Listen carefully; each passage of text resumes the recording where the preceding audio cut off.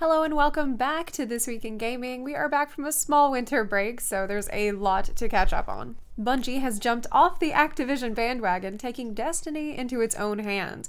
This came as a surprise to shareholders who are now filing multiple class action lawsuits against Activision for failing to inform them about the upcoming split. I mean, you'd think that the shareholders, at least, could afford phones. Luke Smith, Destiny's franchise director, said Guardians make their own fate in a tweet in response to all this, which seemed cool till I remembered that Bungie got a $100 million investment from NetEase back in June. And if you didn't watch episode 14 of this series, I explained that NetEase is a Chinese company that makes pay-to-win, grind-fest games, and Chinese players refer to them as the pig farm because they treat their players more like pigs than humans. And also they have a real pig farm, which is weird. Bungie says they'll make their own fate, but $100 million in pig farm money has gotta have some strings attached. Meanwhile, Sebastian Steppen, a developer at CD Projekt Red who worked on all the Witcher games and he was creative lead for Cyberpunk 2077, has forsaken the way of the Jedi and joined forces with the Empire. Yes, he has left the proverbial high ground to take a job as a creative director at Activision Blizzard. And I'm sure he has his professional reasons for doing this, but I can't help but feel a little shocked, you know? I mean, these two companies have very different reputations, and I kind of feel like how Peter did when he found out Joanna slept with Lumberg. Like, it's wrong, and I'm missing key information. Though I guess anyone could be tempted by Activision these days, who, in spite of telling their studios to cut back on costs, just gave their new CFO a $15 million signing bonus. When it comes to Mr. Steppen, if that's the way they convinced him to join, I know one thing. The negotiations were short.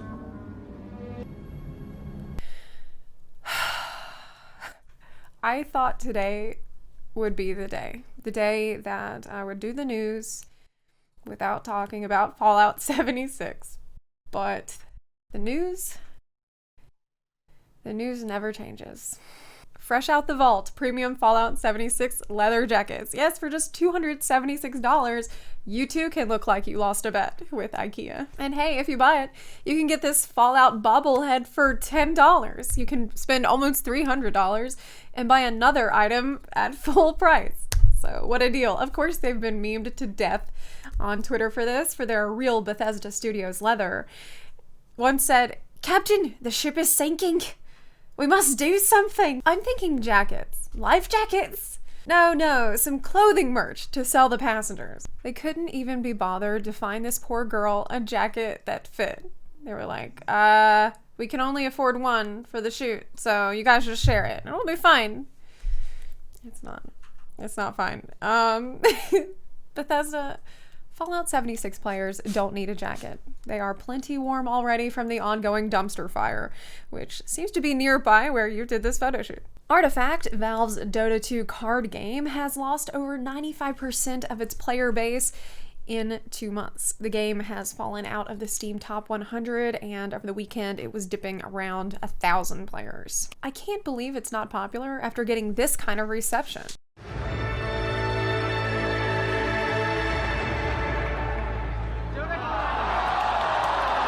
Richard Garfield, legendary creator of Magic the Gathering, helped design Artifact, which might interest Magic fans if we weren't all trapped in exile by Teferi. Artifact suffered some heavy backlash due to its stingy monetization, which is a nice way to put it, and though they have changed some things since then, it seems the damage is done. The full collection now costs under $100, and most of the cards are now 4 cents each. And, I mean, at least knowing Valve, we know they can't go lower than that. If it turns out Artifact is a flop, I'm afraid we'll have to wait through Artifact 2 before they're finally done with the series for good.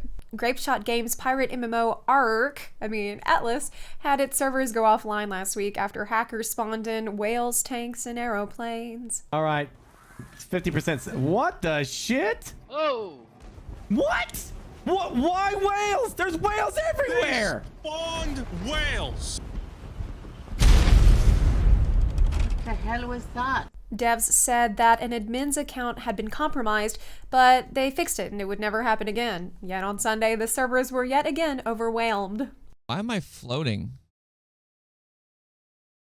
Black Ladder There it 5 is. strikes again. This time they said it was a technical issue, but note that server message, Black Butterfly strikes again. If that sounds like a job for Spider-Man, you'd be pretty much right, because that's what I think it would take for anything to be done about this. Whoever wrote that server message could be simply blaming Black Butterfly, yet they also seem to be at the center of last week's hack, as was reported by Eurogamer. There seems to be abundant proof of them cheating, generally, yet nothing's happened to them. Why is that? One theory is that Black Butterfly is the Atlas version of ARK's T-Tribe, a notorious Chinese hacker guild that many suspect has personal ties to Snail Games, the Chinese parent company of Grapeshot and Wildcard. What sort of ties is unknown. It could be that some dude at Snail Games lets his asshole kid and his friends just play around with admin privileges. We have no idea. It's really all hearsay and speculation. But according to players, T has gotten servers rolled back anytime they were raided, escaped ban waves in spite of obvious cheating, and had GMs delete the bases of rival tribes. They have a reputation for hacking, duping, aimbotting, meshing, and bribing people with real money. Meanwhile, the devs do nothing and get memed on by a dwindling community. Now that we see the same shit on Atlas as was in ARK, it seems possible that maybe Snail Games is corrupt and it's poisoning the whale. It's poisoning the well for both Grapeshot and Wildcard. I didn't mean to say that. Put plainly, cheaters are tanking this game just like they did with ARK. And look, if I wanted my experience to be ruined by whales, I would play any other game. Which brings us to Elder Scrolls Online. You got whales falling out of the sky? Don't blubber about it. According to this table, oh wait, it's over here. According to this table, Elder Scrolls Online is already a great game. But now that they've announced the new ELSWEYR expansion, it's going to be even better because they're going to focus on their best feature, cat people, and add internet dragons, which make everything better. The story will be spread out in chunks that they'll call Season of the Dragon, which is why in the trailer you see you'll need chunks of DLC to unlock the Dragon DLC that'll then fly off to DLC lands. One of them is actually playing a DLC race. That's true. I think it's like $20 to unlock Imperial. That's besides the point. While we roam the land of the cat people, we'll also get the Necromancer class, which makes sense because most cats seem to think the best way to help is by bringing you a dead thing. Final Fantasy XIV just released Blue Mage, a limited job focused on solo play. But if you're not a solo player already, you will be after playing Blue Mage and constantly begging your friends for help. Some players have been abusing an exploit that involves starting a cast as a high-level job and then switching to Blue Mage at the last second so you kill the monster but get the experience for your Blue Mage. The old bait and glitch. Square Enix has responded to this issue with entirely too much honesty. They've said, it's hard to fix, they won't fix it till next summer, and they won't punish players who level this way. So, but pretty please, don't do it. We won't punish you, but could you not?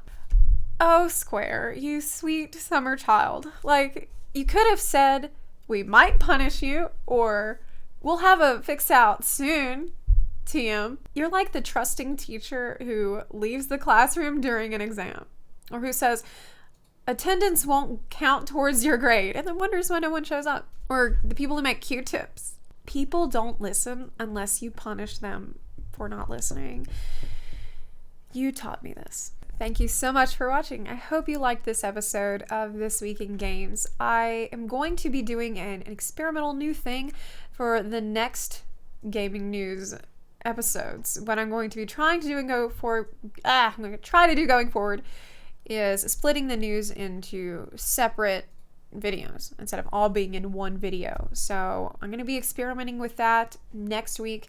So if you're wondering what's going on, that is what's going to happen. It's mostly to please the YouTube algorithm, which I think prefers several small videos instead of one big one.